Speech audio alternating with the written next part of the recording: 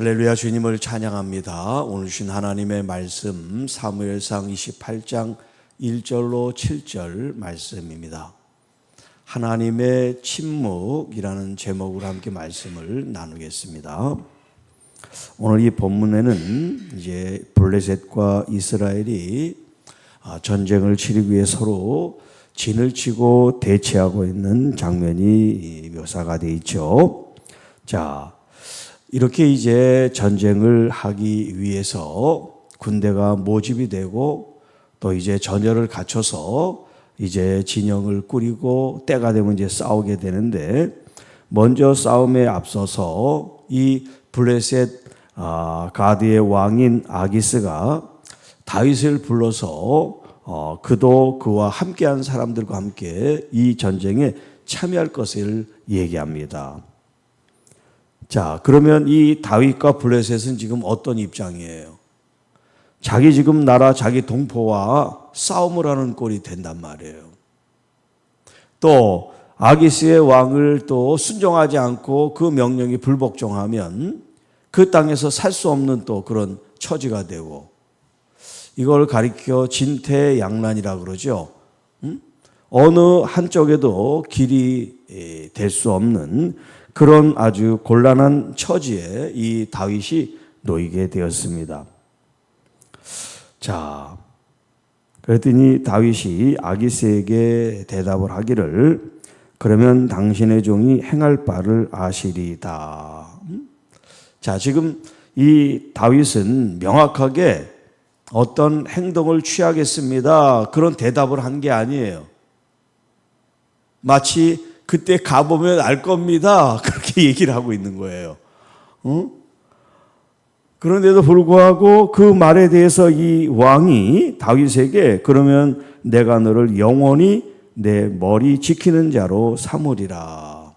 여러분, 머리 지킨다는 게 무슨 말이냐면 경호대장을 말하는 거예요. 경호대장, 경호원. 여러분, 왕이나 이렇게 신분이 높은 VIP를 경호하는 사람은 그 경호 대상을 자기 목숨보다 더 중하게 여기는 그런 임무가 주어져 있잖아요. 지금 다윗을 자신을 경호하고 자신의 생명을 지키는 사람으로 삼겠다는 거예요. 그것도 영원히. 얼마나 이 블레셋 왕 아기스가 다윗을 신뢰했는지 이런 표현을 쓰고 있어요. 자, 그 다음 장면은 사울이 죽고 이스라엘 백성들이 그를 슬퍼하는 이야기가 나와요.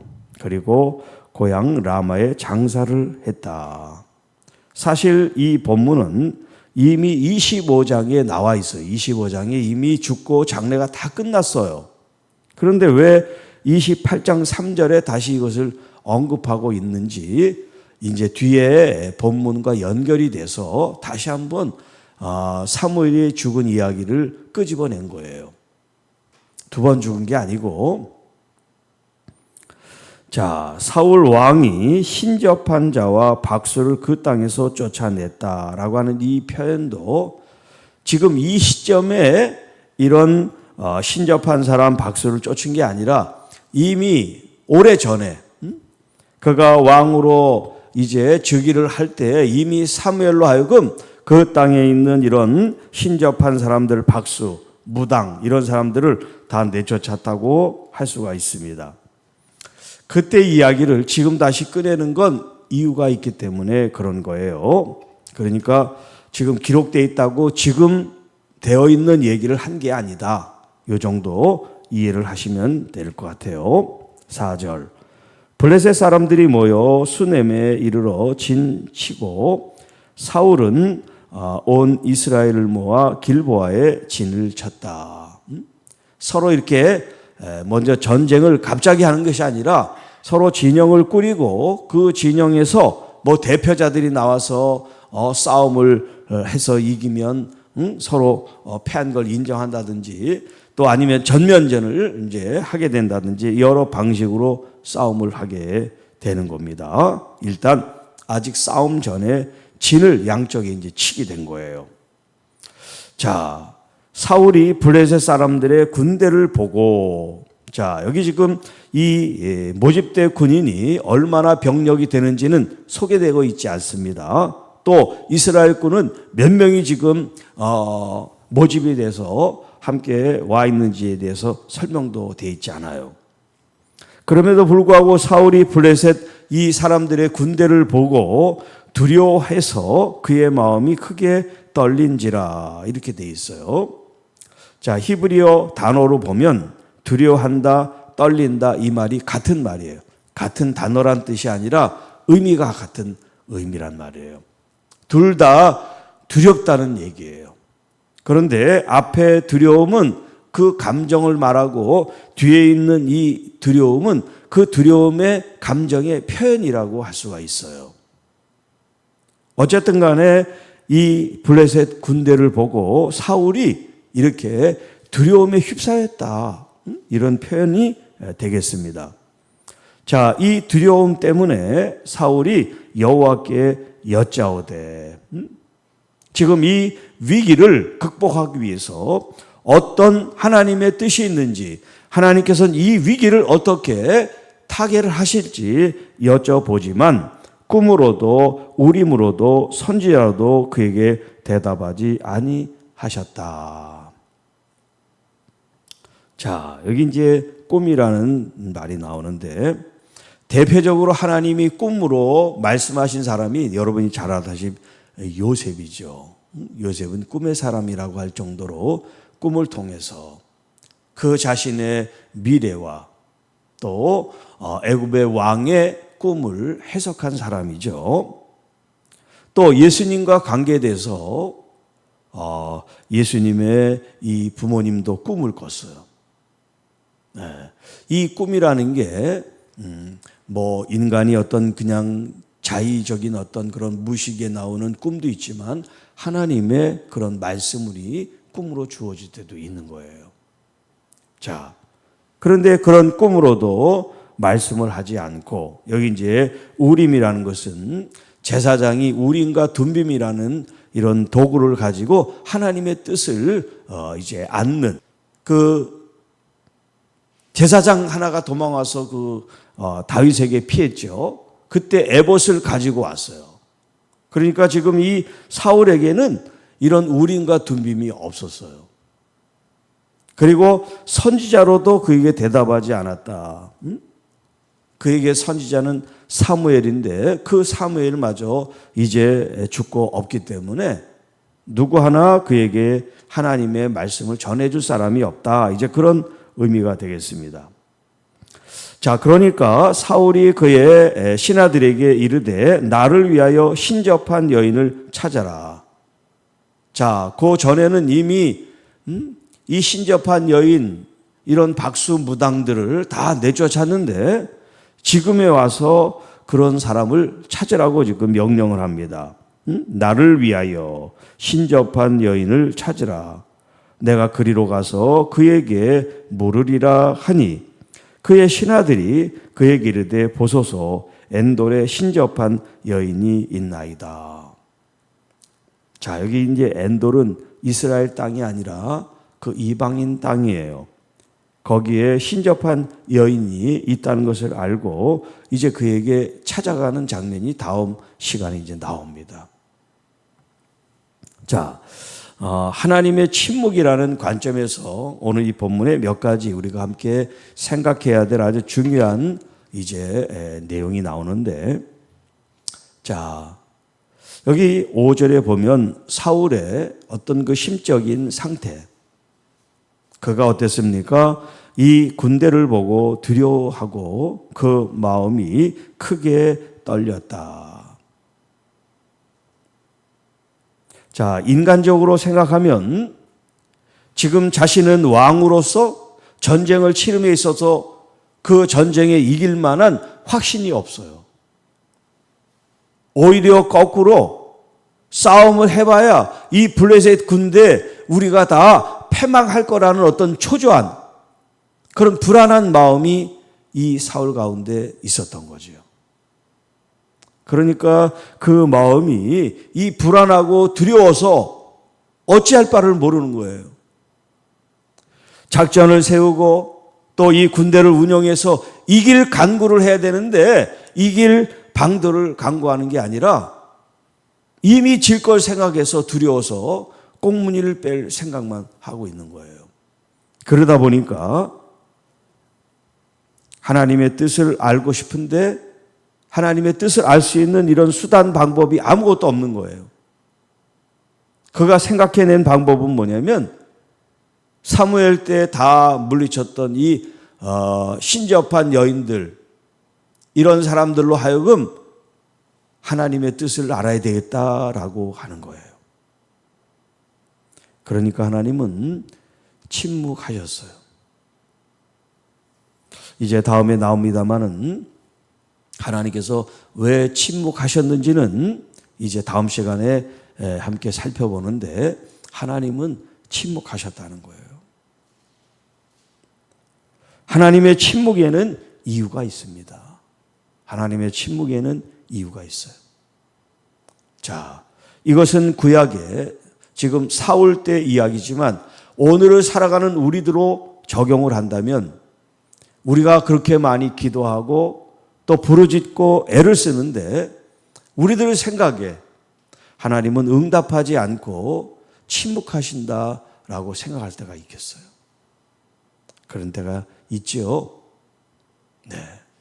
그러면 왜 하나님은 응답하지 않고 침묵하시나? 그걸 생각해 봐야 돼요. 그 원인이 하나님에게 있는 게 아니라 누구에게 있냐면 나에게 있어요.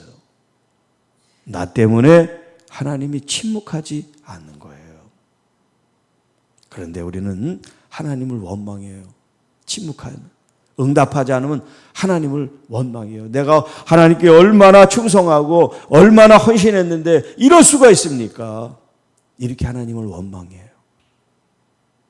이게 우리의 연약함이죠. 그런데 하나님의 침묵에는 반드시 그 원인 제공자가 바로 나예요. 나. 그렇기 때문에 하나님 왜 침묵합니까? 그렇게 질문하면 안 되고 하나님이 침묵하시도록 내게 무엇이 잘못됐는지 알려주세요. 이렇게 기도해야 돼요. 왜 하나님 이렇게 응답하지 않습니까? 내가 이렇게 충성하고 이렇게 부르짖고 이렇게 헌신하고 이렇게 애를 썼는데 이럴 수가 있습니까? 그렇게 하나님께 저항하고 반항하고 불만하고 불평하지 말고 겸손히 나의 죄를, 나의 허물과 잘못이 무엇인지 주님께 여쭤보세요. 또 여쭙기 전에 여러분이 스스로를 돌아봐서 이런 것 때문에 하나님이 응답하지 않는구나 알 수도 있어요. 그걸 여러분들이 묵인하고 그냥 넘어가고 그래서 그렇지. 하나님이 응답하지 않은 그 원인을 자기가 알 수가 있어요. 자기의 그 오래 뿌리 내린 그 죄악들, 그런 것들이 하나님의 응답을 가로막는 가림막이 되는 거예요. 방해가 되는데요. 그런데 그런 거는 처리하지 않고 계속 죄를 지면서도 왜 응답하지 않느냐 이렇게 생각한단 말이에요. 이 사울이 그런 사람이에요. 자신의 허물은 돌아보지를 않아. 지금 자기가 무슨 짓을 하는지는 몰라. 그러면서 위기는 피하고 싶고 어려움은 극복하고 싶고 잘 되고 싶은 마음은 가져요. 이 사울이 누구냐면 현대인의 이기적인 사람들을 표현하고 있는 거예요. 그런 사람들이 많습니다. 교회 안에. 자기가 무슨 일을 하는지는 몰라요. 그런데 잘 되고 싶고 복 받고는 싶은 그런 사람들이 너무나 많아요. 네. 자, 그렇기 때문에 남 탓하고 하나님 탓하기 전에 나를 돌아봐야 돼요. 내가 지금 어떤 말을 하고 다니고 어떤 행동을 하고 다니고 지금 이 사무엘서를 통해서 이 구약 성경이지만 그냥 구약이 아니고 오늘 나에게 주는 마치 행동 지침 같아요.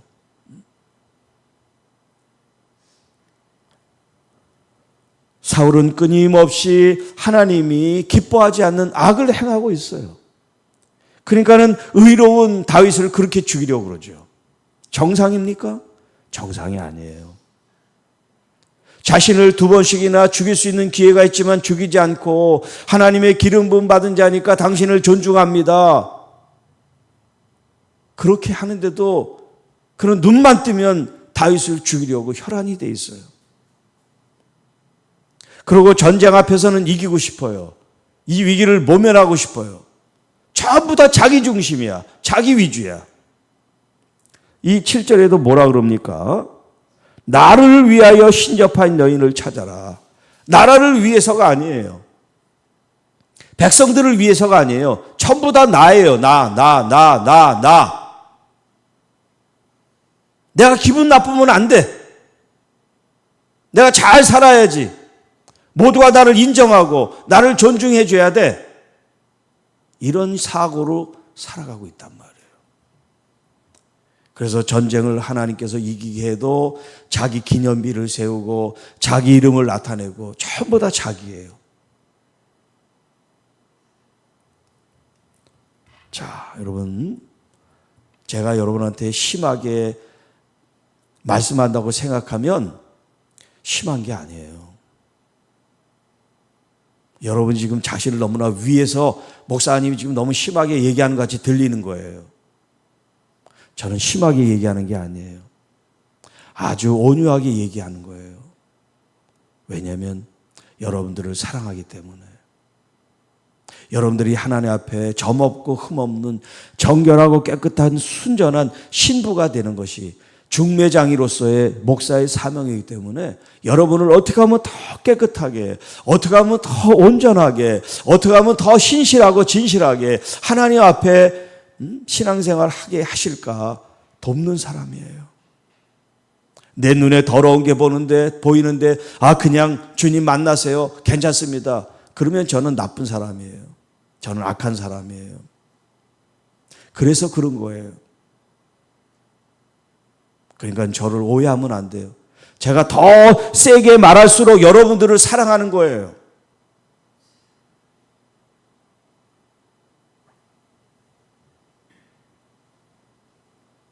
여러분이 정말 하나님을 사랑하고 말씀을 귀하게 여기면 목사의 쓴 말이 귀하게 들릴 줄 알아야 돼요. 목사님 고맙습니다. 오늘도 저를 위해서 하고 싶지 않은 말을 그렇게 또 말씀하셨군요. 저의 변화되지 않은 모습을 목사님이 너무 안타까우셔서 또 말씀하셨군요. 이렇게 여러분들이 들을 수 있어야 돼요. 저도 이런 말 하고 싶지 않습니다. 좋은 말만 하고 싶어요.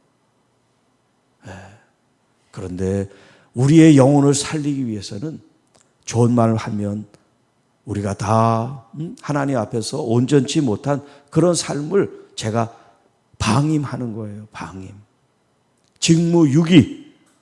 제 사명을, 제 직무를 제가 온전히 다하지 못하는 그런 죄를 범하는 거예요. 사랑하는 성도 여러분, 나를 위해서는 하나님이 하실 거예요. 우리는요, 나를 위한 존재가 아니라 주님을 위한 존재가 돼야 돼요. 그래서 하나님의 그 나라와 의를 위해서 우리가 먼저 쓰임 받을 때 이 모든 것을 더하여 주시겠다 주님께서 약속하셨어요. 여러분은 주님이 책임져 주세요. 이 나라를 주님이 책임져 주실 거예요. 우리가 할 일은 뭐냐면 나를 더 복 주세요. 그게 아니라 제가 어떻게 하면 더 주님께 충성하겠습니까? 어떻게 하면 하나님의 뜻 앞에 내가 순종하여 열매를 맺겠습니까? 이런 기도를 우리가 해야 돼요. 그런 기도를 통해서 하나님의 교회가 되고 하나님께 영광을 돌리고 또 하나님이 여러분을 들어 높이 올려셔서 여러분의 삶에 치유가 회복이 일어나고 또 하나님 신 번영과 또 풍성한 은혜가 주어지고 여러분의 자자손손 주님의 영광을 입고 인애와 자비와 사랑을 입는 여러분들의 자손들이 되어지게 될 줄로 믿습니다. 기도합니다. 하나님 아버지 감사합니다. 오늘도 우리를 향하여 주신 말씀을 우리의 심령에 새기고 나를 위한 삶이 아니라 주님을 위한 영광의 삶을 살 수 있도록 주님의 뜻을 구하고 주님의 길을 따라 걸어갈 수 있는 신실한 하나님의 귀한 자녀들이 될 수 있도록 인도하여 주옵소서. 특별히 하나님, 길을 모를 때, 또 우리 앞에 두려움이 놓여 있을 때 당황하지 않고 불안해하지 않고 세상적인 방법을 사용하지 않고 오히려 더 주님께 다가가서 더 주님을 친밀하게 여기며 나의 속에 있는 방해, 장애, 잘못된 어떤 그런 욕망과 욕심들이 있다면 주님 것을 제거하고 순전하고 순수한 마음으로 주님 앞에 설 수 있는 아름답고 정결한 신부들이 되게 하셔서 오늘도 더욱 주님께 가까이, 주님께 더 성결하고 거룩하고 온전한 모습으로 나아갈 수 있는 우리 모든 주의 자녀들이 되게 하옵소서. 이 모든 말씀 우리를 구원해 주신 우리 구주 예수님의 이름으로 간절히 기도하옵나이다. 아멘.